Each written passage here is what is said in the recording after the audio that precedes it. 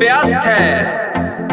भगवा है लहराना श्री राम गुन गाना, तेरा बाबू हो चुका है श्री राम का दीवाना। भगवा है लहराना श्री राम गुन गाना, तेरा बाबू हो चुका है श्री राम का दीवाना।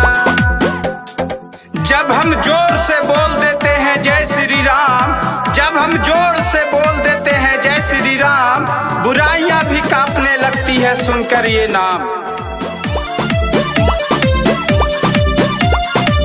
ऐसा समय तू तब बोले लगा, टिकट कंफर्म जल्दी होवे ना।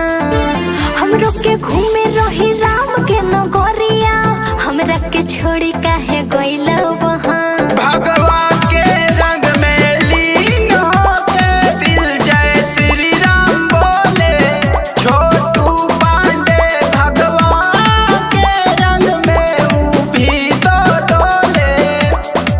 क्यों ना बताते हो जब फिर तुम जाते हो, मुझको भी भगवा है लहराना।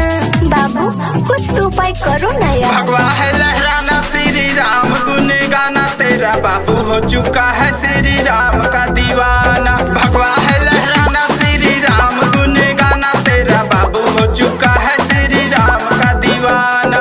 भगवा है लहराना श्री राम गुन गाना, तेरा बाबू हो चुका है श्री राम का दीवाना।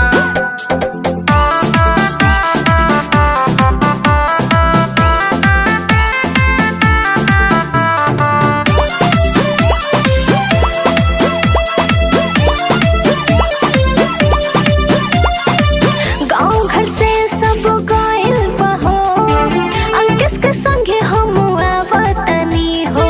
कितनो लगी प्रिंस भाड़ा किराया, तोहरा के प्रीतम पैसा भरे के हो। श्री राम के नगरिया में हम कुछ और ही दिन रहिले, मनवा के शांत काला जान जल्दी ही हम लौटिले। मर्जी चलाते हो दूर क्यों जाते हो, अच्छा लगता है क्या तड़पाना।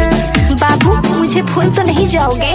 भगवा है लहराना श्री राम गुन गाना, तेरा बाबू हो चुका है श्री राम का दीवाना।